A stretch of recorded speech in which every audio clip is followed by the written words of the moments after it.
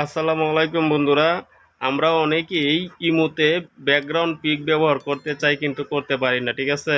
এই ভিডিওটি দেখুন, অবশ্যই 1 মিনিটের ভিতরে জানতে পারবেন কিভাবে ইমোতে এই ব্যাকগ্রাউন্ড পিক ব্যবহার করতে হয়। আমি সরাসরি দেখিয়ে দিব, স্ক্রিন রেকর্ডটি লক্ষ্য করুন। বন্ধুরা, এই কাজটি করার জন্য সরাসরি আমরা চলে যাব ইমো অ্যাপ্লিকেশনে, ঠিক আছে? এই যে আমরা ইমো অ্যাপ্লিকেশনে চলে যাচ্ছি, তবে যে কোনো ইমো হলেই চলবে, ইমো একটা হলেই হইলো, কোনো সমস্যা নাই। যে আমরা ইমো অ্যাপসে চলে যাইলাম, এই যে ইমো অ্যাপটা ট্যাপ করবেন। ইমো অ্যাপটা ট্যাপ করার পর দেখুন কি করতে হয়।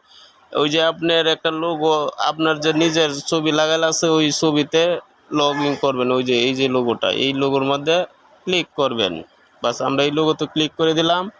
আবার এখানে ক্লিক করবেন, ওই যে ওই জায়গাটায় ক্লিক করবেন, ওই যে ওই জায়গায় ক্লিক করবেন। ক্লিক করার পর দেখুন ব্যাকগ্রাউন্ড চলে আসবে, ব্যাকগ্রাউন্ড কালার ব্লেডিং চলে আসবে।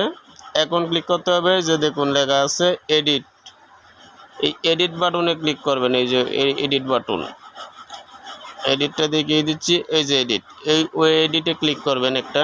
বাস, এডিটে ক্লিক করে দিলাম। এই যে দেখুন বন্ধুরা, আমাদের চলে আসছে এই যে ব্যাকগ্রাউন্ড, ঠিক আছে?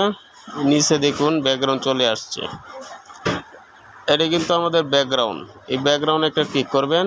বাস, ব্যাকগ্রাউন্ডে একটা ক্লিক করে দিলাম। এখন দেখুন এখানে অনেকগুলো কালার আছে, ঠিক আছে? এই যে কালার, ওই যে আমাদের ছবির পিছনে দেখুন কালার চেঞ্জ হচ্ছে। কিন্তু আমি এখানে কালার দিচ্ছি, ওই যে এইখানকার কিন্তু কালার চেঞ্জ হচ্ছে।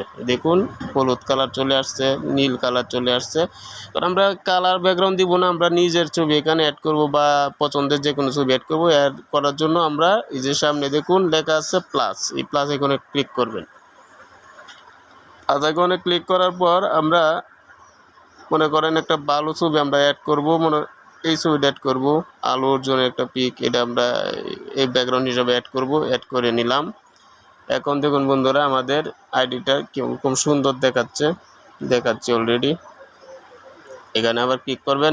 ওই যে ব্যাকগ্রাউন্ড কিন্তু সেট হয়ে গেছে। দেখুন ওই যে আলো অর্জনের ছবি কিন্তু আমাদের ব্যাকগ্রাউন্ডে সেট হয়ে গেছে। এইভাবে বন্ধুরা ব্যাকগ্রাউন্ড পিকচার সেট করতে পারবেন অতি সহজেই।